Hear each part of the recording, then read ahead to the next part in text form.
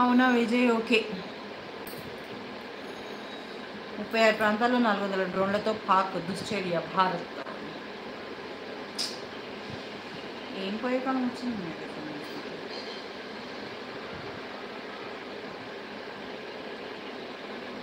అవును మను గారు, గౌరీ గారు చెప్పింది కరెక్టే మను గారు. అవునా?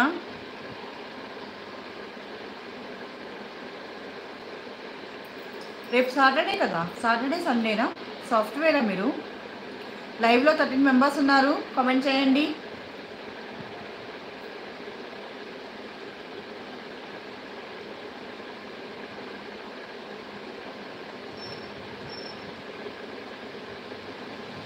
వాళ్ళకి ఇంటర్నెట్ నిలిపివేస్తే బాగుండు, పాకిస్తాన్ వాళ్ళకి కదా.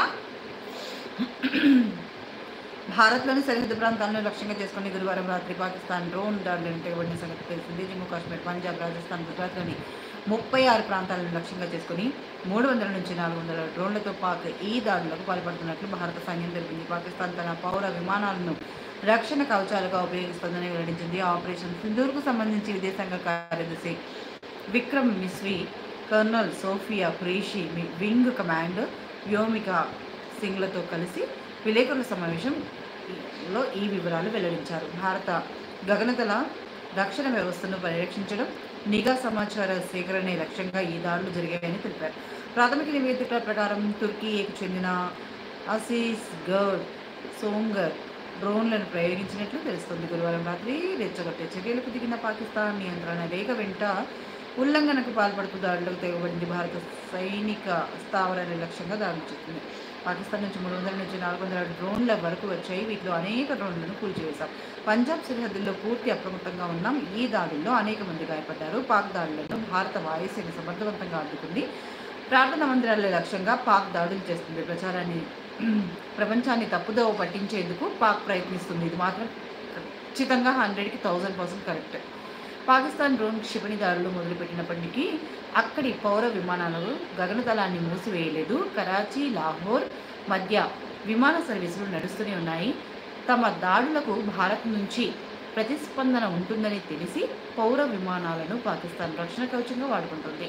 ఇది భారత పాక్ మధ్య అంతర్జాతీయ సరిహద్దు సమీపంలో వెళ్ళే విమానాలతో పాటు అక్కడి పౌర విమానాలకు సురక్షితం కాదు. అంతర్జాతీయ విమానాలను దృష్టిలో ఉంచుకొని భారత వాయుసేన పూర్తి సంయమనంగా వ్యవహరించింది అని రక్షణ శాఖ ప్రతినిధులు colonel Sofiya Qureshi, wing command Vyomika సింగ్లు వెల్లడించారు.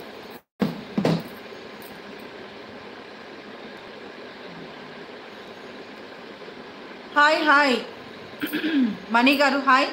Hello Manu garu, good evening, happy Friday. Lakshmidevi ఆశీస్సులు మీపై ఉండాలి అని best of luck. Thank you అండి. అవును మను గారు, గౌరీ గారు చెప్పింది కరెక్టే. మను గారు కాదు, ఇంజన్ ఆయిల్ డిస్ట్రిబ్యూటర్ మేనేజర్గా చేస్తున్నాను. ఓకే, నేను ఏం చెప్పాను విజయ్?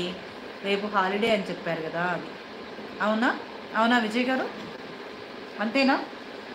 అయ్యో, లైవ్లో 9 మంది ఉన్నారు, 13 లైక్లే ఉన్నాయి. 1 అవర్ దాటింది లైవ్ పెట్టి కూడా. కామెంట్ చేయండి అయ్యా, కామెంట్ చేయండి.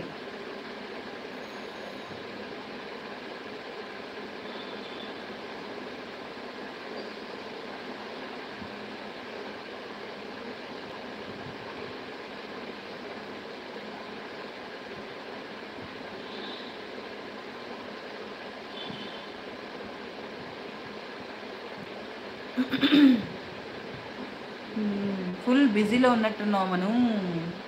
చెప్పండి చెప్పండి.